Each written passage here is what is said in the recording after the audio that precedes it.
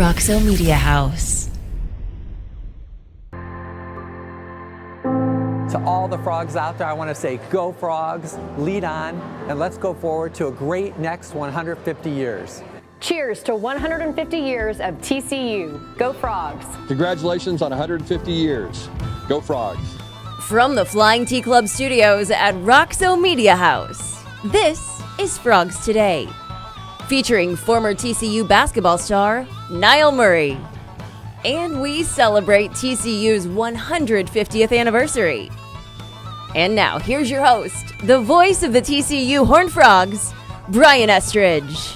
Welcome into the Friday edition of Frogs Today. We come to you from the library today. We're going to be moving around a little bit. We got some great guests lined up for you.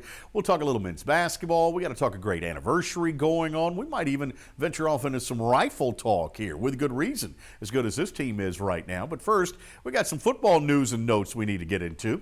For the 12th time in the last 15 years, in fact, 9 of the last 10 years, there'll be a Horned Frog in the Super Bowl. All eyes around the world will be on Phoenix this weekend for Kansas City and Philadelphia, and the Horned Frogs will be represented. Lucas Niang, the offensive lineman for the Chiefs, he'll be there sporting that purple and white, hopefully underneath his red, as Kansas City gets set to take on Philadelphia. Best of luck to them and to Lucas Niang, the former Frog offensive lineman. The NFL Combine still a couple of months away in Indianapolis, but the Horned Frogs set now to put 9 players in that Combine. Dee Winters will be there along with Dylan Horton, Travius Hodges-Tomlinson on the defensive side. Then offensively, you've got Alon Ali, Steve Avila will be there. Kendre Miller and Quentin Johnston, of course, will be representing the Horned Frogs. Max Duggan, the quarterback, who threw to Darius Davis as well. They'll all be there for the Horned Frogs in Indianapolis, and we'll have coverage for you right here at Frogs Today. Earlier in the week, speaking of Trey Hodges-Tomlinson, he was able to pick up some hardware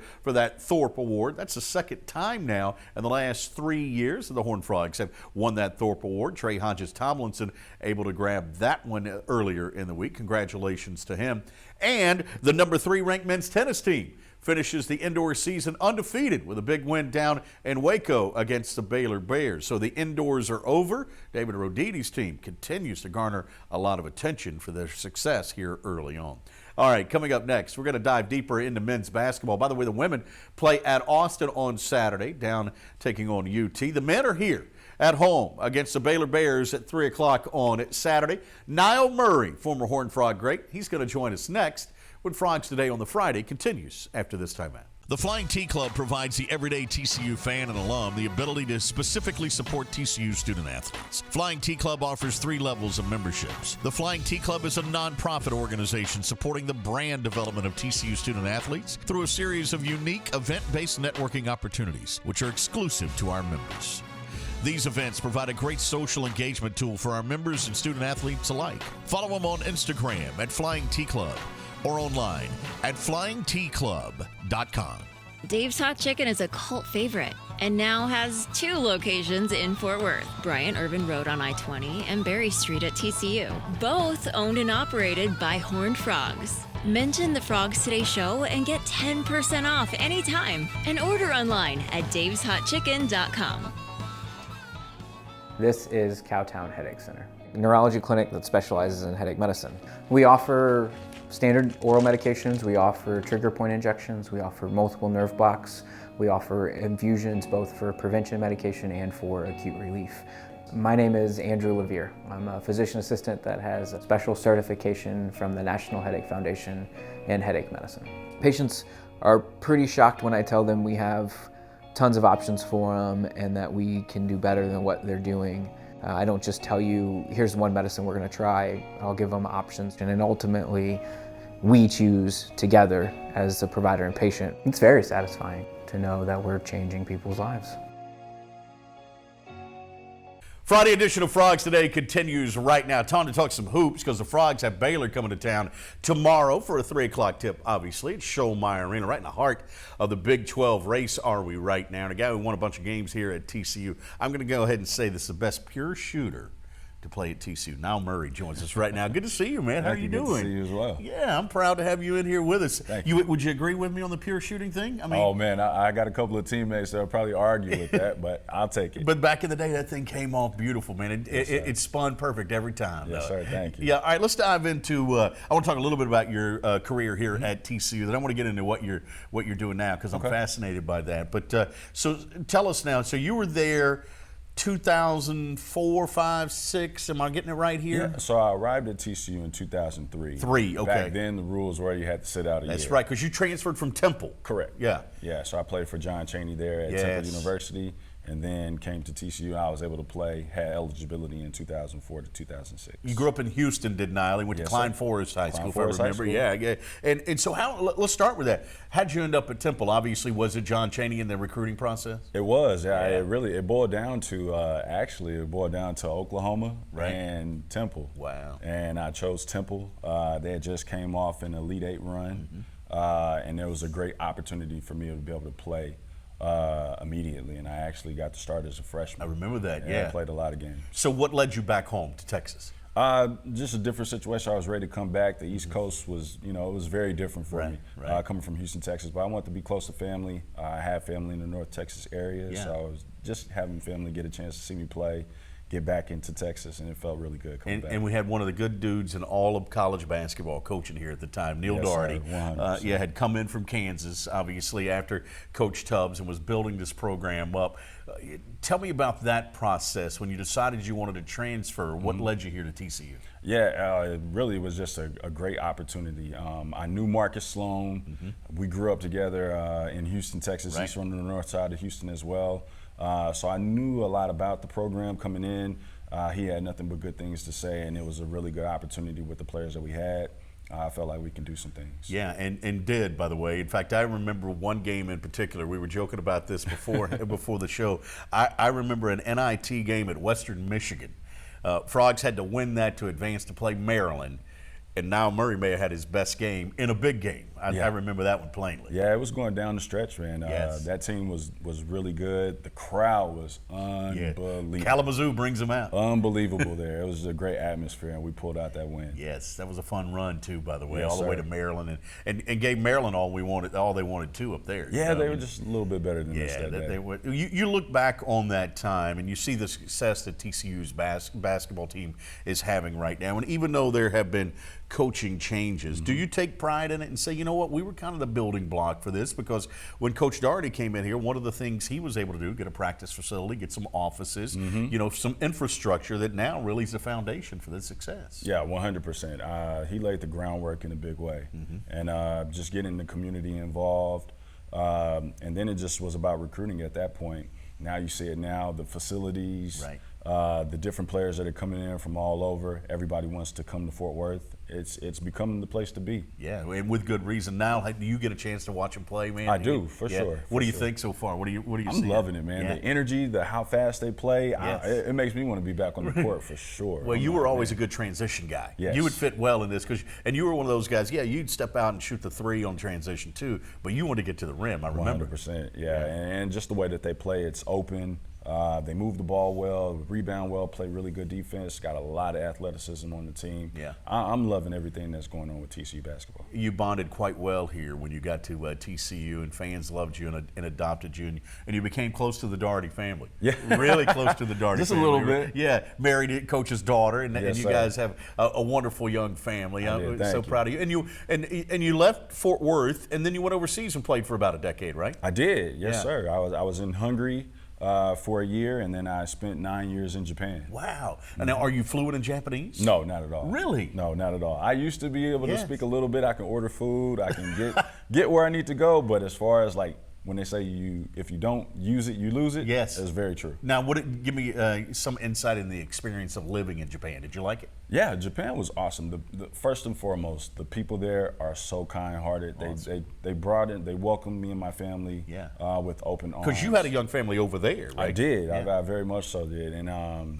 they just took care of us, man. I had nothing but good things to say about Japan. The basketball was exciting. It was a lot of fun, a lot of entertainment. They were building something, and just to be a part of that and see where it is now. they're still going. Yeah. So it's been an awesome experience. Plus, you were the tallest guy walking down the street, weren't you? I wish. Yeah. No, I was actually a little guy. Really? You'd be surprised at how Really? many big guys there are out Really? there. But the crazy thing about it is they all play basketball. Yeah, so, that's good. But yeah, it was an awesome Yeah. experience. So after that career was over with, you came back to Fort Worth? Came back to Fort Worth. Okay. This is always, I made this home base. Yes. So it's good to visit Houston, go Right. see my folks and Right. all my friends and everything like that, but this is home. All right, let's brag about what you're doing right now because I'm super impressed by this. Yeah, so currently I'm the sales manager at Calverly Service Experts Yeah. right there in Fort Worth. And we do all home services. Right. So we do HVAC, plumbing, solar, any type of water implementation that you need for your home. But basically I work with residents. That's awesome, man. Essentially. And you got to manage a sales team and things of that Yes, nature. sir. Because I always thought that you would have been a good coach. Yeah. You know, your mentality, and that's kind of what you're doing here, right? A little bit, yeah. It pretty much is coaching. Yes. Every single day. You know, we got a goal that we have in mind, and we're just trying to execute, and I'm trying to do my best every single time. Yeah, and still playing a little pickup basketball. I Yeah, see on you Sundays. and DLP every once in a while out there, right? Old man league, The for old sure. man league is For Brent sure, Hackett for would sure. show up back in the day. Yes, sir. That is awesome. By the way, you mentioned Marcus Sloan. I would be remiss if I didn't mention the work that he does down in Houston Man. with young men. It's phenomenal. We got to get him up here, get him on the show. So. He, like I said, that guy from where we started in Houston, Texas, to Yeah. where he is now. I always knew that he was going to do something with grassroots basketball Right. as far as that goes, and him giving back to the city the way that he is. Everybody gravitating towards him and the program that he's developing. It's been tremendous for him, not only him, but for the program For the as kids, well. too. Yeah, There's no question for about sure. it. You had a great experience here. Did you walk away with any regrets? Not at all. Good. I laid it all on the floor every single time, man. So I have no regrets about my career at all. Yeah. It was a great experience. I learned a lot. I got to see a lot. I got to meet a lot of fascinating people that are still in my life today. And God has truly blessed me. All right, so the Frogs have Baylor coming up tomorrow. Yes, sir. Right in the middle of the Big 12 race. Got to hold serve at home in this league, don't you? I Yes. mean, that's important. Yes, very much so. Really, if we could just take care of the basketball, right? That's the big thing. Take care of the basketball and play some really good defense and grab the rebounds. I think we got a really good shot. We can't play from behind based on the type of talent that we have on the court today because we don't have everybody 100% healthy. I think we're getting close, though. Yeah. And with Mike Miles back out there. For sure. It's a totally different team, It's a isn't it? totally different team. So it's been really exciting to see his growth over the last 4 years. I'm excited about that kid. By the way, who was the best player you ever played against? Man, out of my whole career, let's see. Freshman year, I got the pleasure to play against Jason Williams at Duke. Okay. And Pretty good that, player. and that was at Duke. Yeah, just a pretty good player. Pretty good player. Pretty good, yeah. I would say he was probably the best player that I played against in college. Best one in high school, TJ Ford. Okay, For good. sure, out of Rolling Ridge, Texas. exactly. Went to University of Texas. Did you get a sniff at the NBA? A little sniff. Yeah. I worked out for the Dallas Mavericks, Right. the Phoenix Suns, and the Los Angeles Lakers, and I played for the Los Angeles Lakers Summer League team before I went overseas. Because with all the experience and success that you had overseas, I wondered if there was a point where you could have come back I did. and played in the league. But Yeah. but at that point, you were working your way up. I was in There.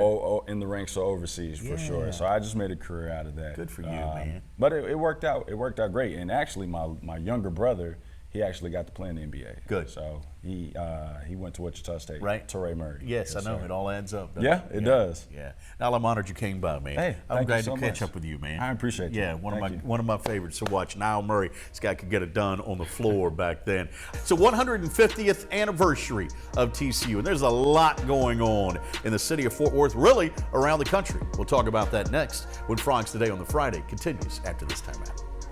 Texas-based Happy Water offers the best-tasting, sugar-free kids drink ever made. Happy Water comes in 4 delicious flavors that you can find at local retailers and on Amazon. Each pouch contains 0 grams of sugar, 0 calories, and 0% juice. Head to happydrinks.com for more information and to purchase Happy Water. That's HAPIdrinks.com. Live happy, be happy, drink happy. Say hello to the water of tomorrow. Richard's Rainwater. Richard's Rainwater is 100% rain, refreshing, renewable, and the only ingredient we use in our water. Why rain? Because everyone deserves access to clean water, and rain is a 100% renewable resource available everywhere. Drink the rain. Save the planet. Shop now at richardsrainwater.com. The Flying T Club provides the everyday TCU fan and alum the ability to specifically support TCU student athletes. Flying T Club offers 3 levels of memberships. The Flying T Club is a nonprofit organization supporting the brand development of TCU student athletes through a series of unique event-based networking opportunities, which are exclusive to our members. These events provide a great social engagement tool for our members and student athletes alike. Follow them on Instagram at Flying T Club or online at flyingtclub.com. Frogs Today on a Friday continues right now. Take a little quick break from sports. Although sports is involved in this, we wanted to brag a little bit about a terrific anniversary going on right now at TCU, the 150th anniversary of TCU. And we have got a panel of, well, superstars with us right now. Tracy Syler-Jones joins us right now, the Vice Chancellor for Communications and Marketing. Did I get that right? Marketing and Communications. Dadgummit. I missed that. You know, C&M. I should have gotten that right. I got it. Kris Copeland's your creative director, right? Correct. And he is with us. And you brought along a guy, Clark Jones, a professor from biology. I got to figure out why he's here. You got to help me. I mean, he is.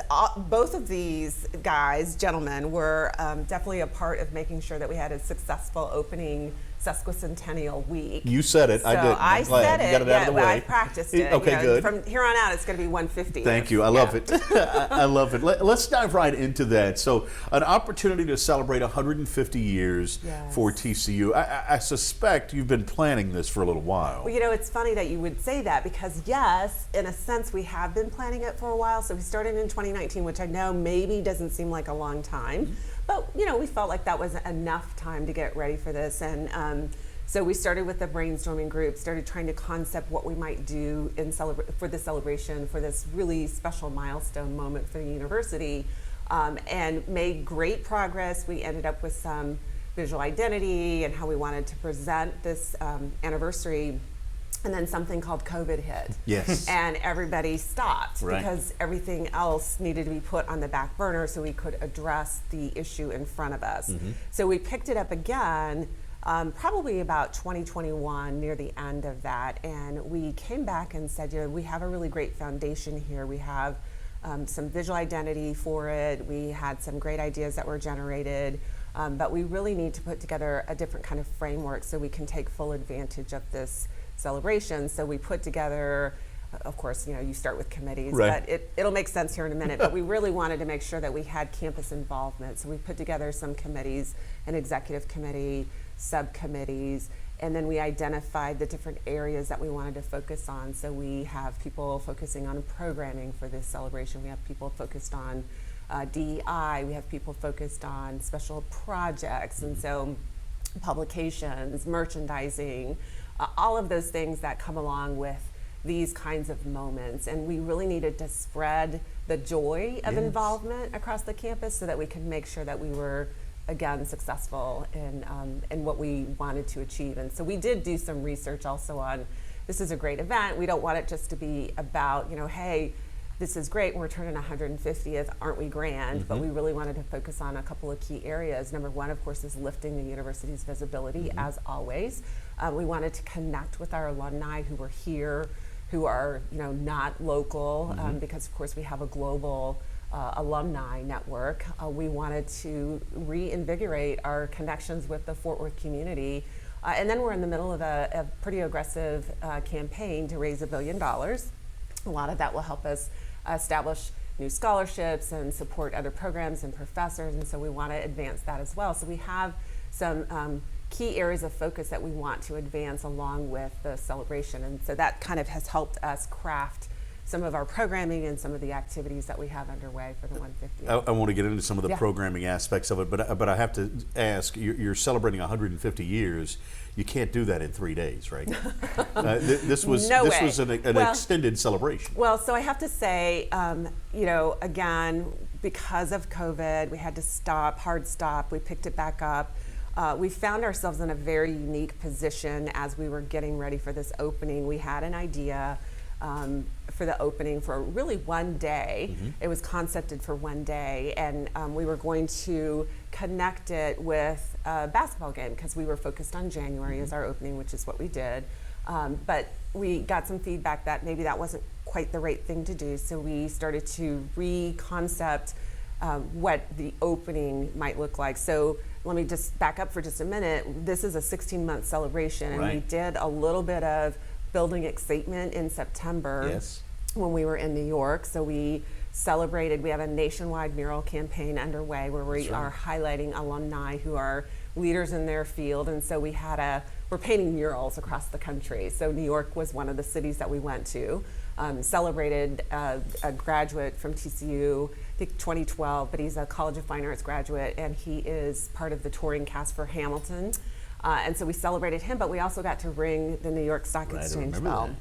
So we knew that coming, and really the opening on campus, it needed to be, I keep telling people, it's not better than. Each of these executions that we're doing with the 150th are different than. Right. So we started to think about, okay, now this is really our opening. You know, this is the signaling of the start. What are we going to do? So again, we had this idea, got some feedback that maybe that wasn't the right idea. So kind of started to reconcept and came up with this idea of a week-long celebration. And I am so grateful that people here and people on campus were willing to jump in and say, yes, let's do it. So we ended up with a celebration that started on a Monday and went until Friday. We've got some footage of that we're showing right now that was just beautiful. I mean, it just turned out so good. You had a clean slate, Kris, essentially as a creative director. I mean, and the reason I say that is because we haven't celebrated 150 before, right? So it's give me some sense as to what your charge was and what the result has been. Yeah. So this is I've done a lot of things as a creative director in my career. This was not one of them. This was, and I think for all of us, something where we were trying to kind of figure it out on the fly. But ultimately, we wanted to have something that people could come and experience in person. There's a lot of memories. There's a lot of great ties to the university that everybody has. But we wanted to kind of showcase some of the concrete pieces that people could walk into and be wrapped in this experience. So we kind of ended up with something that was a bit of a hybrid between like a museum and a pop-up and I guess like a trade show and then also like a inside of a movie theater, I guess. If you're familiar with the Van Gogh experience, I think a lot of people have seen that. That was one of the things that we wanted to kind of start with, is have this space that you could walk into and just be surrounded by an energy and sounds and visuals all around you that kind of told a little bit of the story of how TCU got started and where we're going. And that would kind of be that first moment that you kind of start to come into a new space, and then you walk around. This is all in the Blue Ballroom, the space up there on the third floor, where you walk into the second area, and it's artifacts, it's our history, it's concrete things that our special collections group, they're outstanding. There's so many neat things. It was almost like a treasure hunt to be able to go in and walk through the spaces. I think we kind of compared it to the Indiana Jones, Dr. Jones, the space where he's going into, and there's all these crates of history. So we walked in there. They were outstanding. They did such a great job of providing us with things. But we filled that second space with artifacts. So bits and pieces, everything from original alma mater written down in pencil. We've got the handwritten charter. We had original blueprints. We had so many neat things. Not to mention everybody's favorite was like the super frogs from the different decades. Sure, yes. Some of those were scary back then. Yes, they were. They were unique. Yeah, it looked like the Schleestacks from Land of the Lost or something back in the day, if you remember that. Yeah. I'm anxious to know, though, how did you narrow it down? Because there's so many artifacts. You could have filled Amon Carter Stadium with artifacts, it feels like. It was a hard.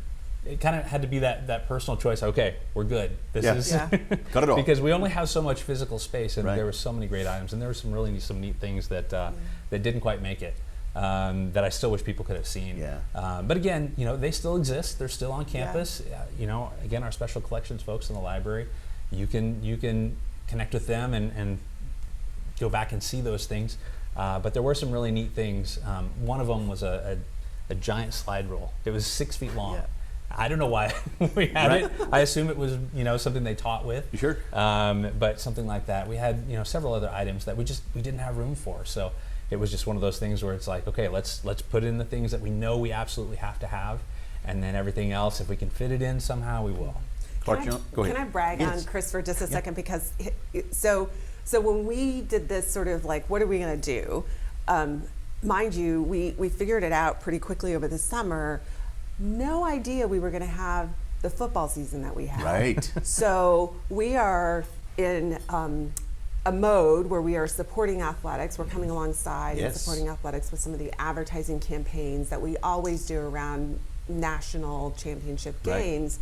And Kris has responsibility for that as well. But we laugh because we have a room with a big whiteboard, and he crafted out kind of like what this space would look like in the Brown Lupton University Union. So it's 3 rooms separate, and so we were trying to figure out the 3 rooms, and we knew that Clark was like, it's got to be really a nice track sequence, high energy, and so that's where you walk in and you were surrounded by a video that told the story of TCU, and then you come around and it's all the artifacts. But we started with this drawing on the whiteboard that Kris had drawn in our what we call our agency room with this big whiteboard, and so we call it the scene of the crime. Yes. It's like this is where we decided to go, and we did it. It was I have to say, for us to be able to achieve that with everything else going on, it was pretty amazing. Yeah, to go from concept to finished product is always to finished amazing. product, but also in the middle of this great football season and managing that. The demands of that. A lot of juggling at that moment. Clark Jones, you bleed purple, have been forever. You grew up here. You grew up in the TCU family. You're senior instructor in biology, but you were on the programming subcommittee. Am I right about this? Yeah, co-chair of that. Give me some sense of what that responsibility was like. What were you charged with? Putting together all the events for the year and the year to go. So it's been an amazing time, and I have 2 other co-chairs that have been fantastic working along with us, and all of the committees. Everybody feeds into programming in some sort of fashion. So I think, as Tracy said in the beginning, we wanted to think about our audience, right? Who is our audience? Our students, our faculty, our staff, our alumni, our, not just local alumni, but our national and global alumni, and the Fort Worth community. So everything was thought out. Instead of just a one-day experience where we might have had a subset of people, is really thinking how to bring in everybody at any time during the process. And so we started out with a kickoff week with our Fine Arts Spectrum, which our School of Fine Arts put together, our College of Fine Arts put together one of the most amazing performances I've ever experienced in my life. A combination of song and dance and fashion, and the whole thing was just absolutely amazing. And how they pulled this off in less than 3 months, after I guess 3 to 4 months from concept to original score to additional works, an amazing kickoff to our event week. And then we had so many other incredible things that followed with that. The immersive experience started on Tuesday, and that lasted to Friday. And that, I know so many of my students, I forced them, I didn't force them. I encouraged them. There you go. Strongly I encouraged them to go. But they enjoyed it. They it was so good. Really got to learn about TCU. Many of I've heard from tons of faculty and staff and alumni. What an incredible experience, and it was really a neat part of this whole experience. We moved on and highlighted our men's and women's basketball game on Tuesday and Wednesday. Had the logo on the floor. I thought it looked great. Logo on the floor, had the flag with yes, absolutely. And that was really great because, again, that's where our students, our faculty, our staff, our alumni, the Fort Worth community are all at. And so they got introduced to the 150th as well. Yeah. And then Thursday night, TC Night at the Rodeo. Who doesn't bleed purple there? Everything purple, and everything from the frog chorus singing down on the thing to all our riders and everything else like that. What an amazing experience there to highlight it. And then we finished with an amazing drone show, 200 drones over TCU. We got footage of that, with Riff Ram and the frog symbol and seeing fireworks, not the live fireworks, but drone fireworks and the 150th logos. And that was incredible. Again, just like our Christmas tree lighting that happens during the fall, the campus commons was packed with students, faculty, staff, alumni, the Fort Worth community, and what an amazing experience. Yeah. What's to come? All right, so tasked with more things. So we also looked at a difference of bringing in the academic side of TCU. So we went to the colleges and said, how do we get everybody involved? Not just from a programming, from a committee up top, but how do we get everybody involved?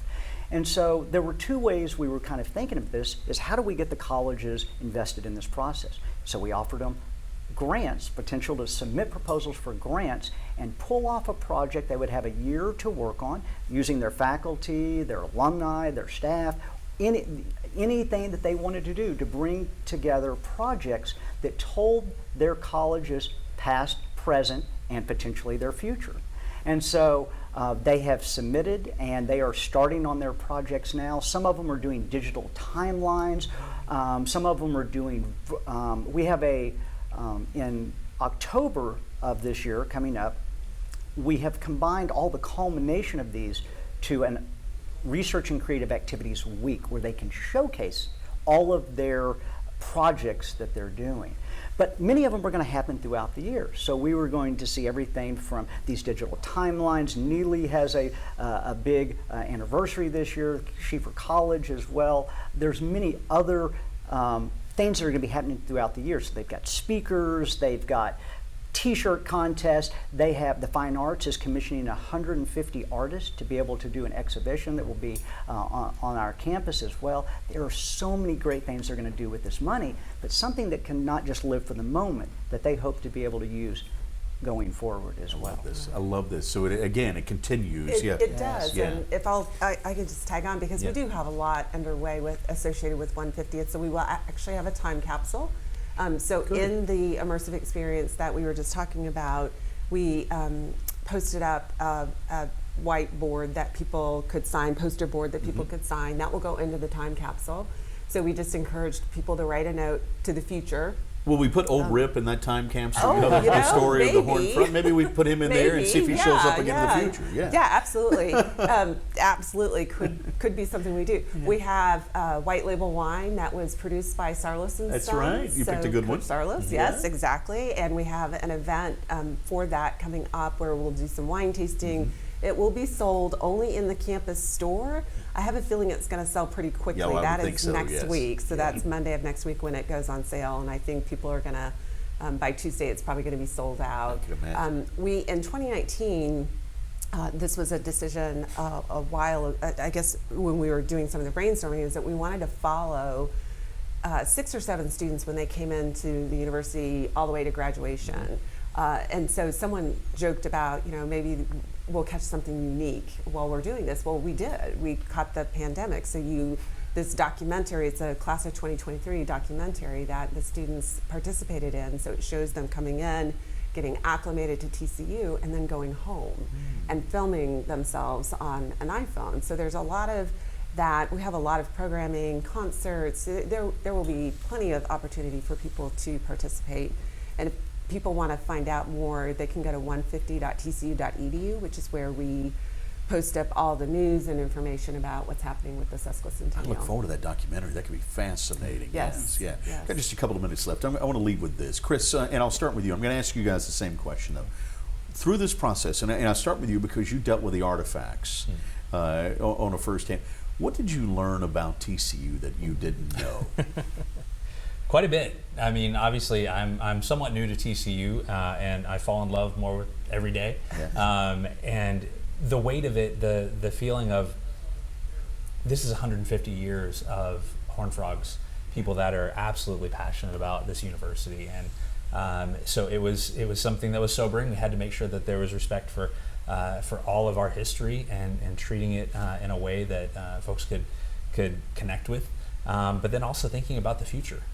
Thinking about what we're doing now, 150 years from now, we're going to have, who knows, somebody maybe sitting here talking about what we did 150 years ago. So it really kind of gave you that bigger picture perspective.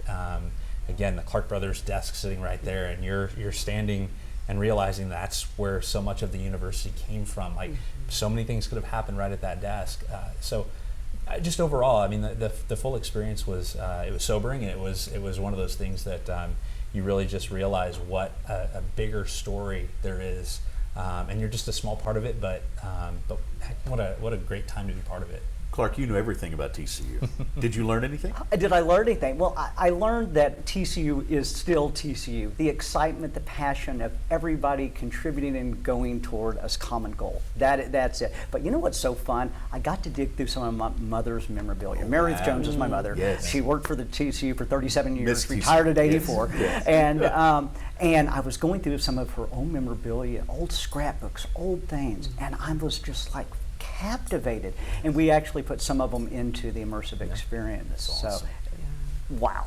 Yeah. Tracy, was there anything for you that you didn't know? I mean, you've been such a part of things for so long. Yeah, so I don't know if there was any, well, yes, I mean, I've been at TCU for a long time, and so I feel like I know a lot, but certainly when you stop and reflect on the past, and especially as we have looked at the university's past, and as Kris mentioned, you know, telling the breadth and the depth of the history is important to us, and it was important in that experience that we offered in the University Union Ballroom.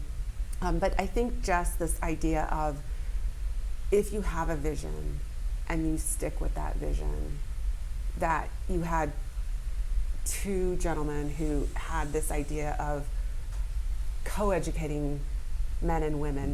We were the first institution to do that west of the Mississippi. You have to clarify that. Yeah.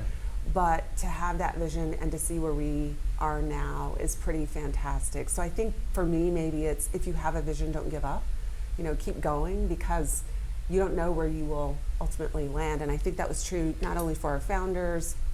We had a little 3D model in the space that showed where, you know, before TCU had blacktop parking. Right. And we had this vision of creating what is there now, which is this great green space, you know, with facilities surrounding it, and it's a reality. And it took Chancellor Boschini coming in and having that vision, seeing it through for it to become, you know, for it to come to fruition. So I think that's probably maybe a more ethereal thing that I learned, that this concept of if you have this vision and you stick to it, you're going to hit obstacles, but keep going. And in 1873, we started with 13 students. Yes. Now we have more than 12,000 undergrad and grad students, and we had this really cool projection mapping video in the space that showed the university, you know, starting in this country and then just expanding outward globally. And it's really, when you take that in, it's a lot, but it's wonderful to see.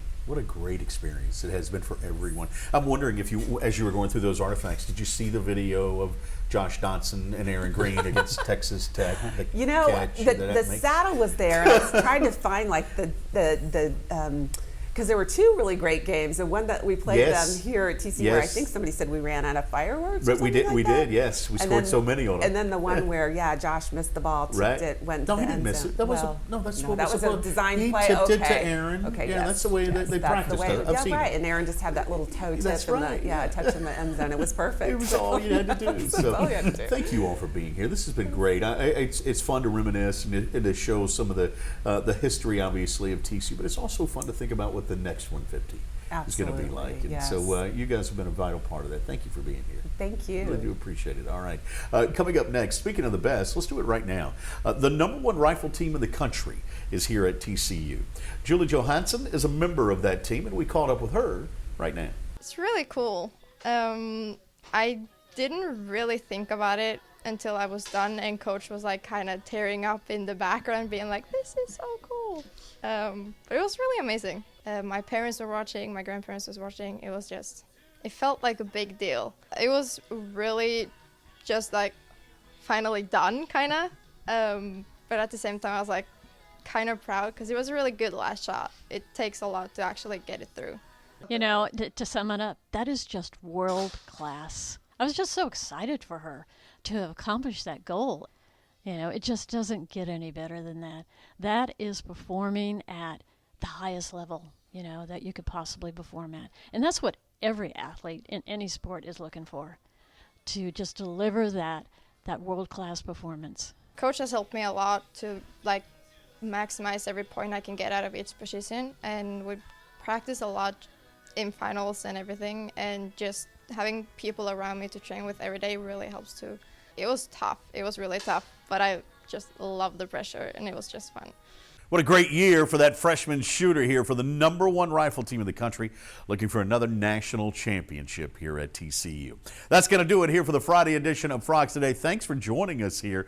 Don't forget, coming up next week, we'll have another edition of State of the Frogs. Jamie Dixon will be alongside. That'll be on Tuesday. We'll be back with you on Wednesday with another edition of Frogs Today. Basketball this weekend. The women are at Texas, of course, down in Austin. The men, 3 o'clock Saturday against the Baylor Bears. Don't forget, we'll have highlights of all of those for you next week. And for all the details on what's going on around TCU athletics, the website, frogstoday.com, of course, is where we invite you to go. We want you to subscribe, share, comment, and like, please. We need you in our family at both the website and on the YouTube channel. For all of us here at Frogs Today, from the Flying T Club Studios, I'm Brian Estridge. Have yourself a great weekend. Frogs Today is brought to you by the Flying T Club, supporting TCU student athletes, and by Richard's Rainwater. Say hello to the water of tomorrow. Frogs Today is a production of Roxo Media House.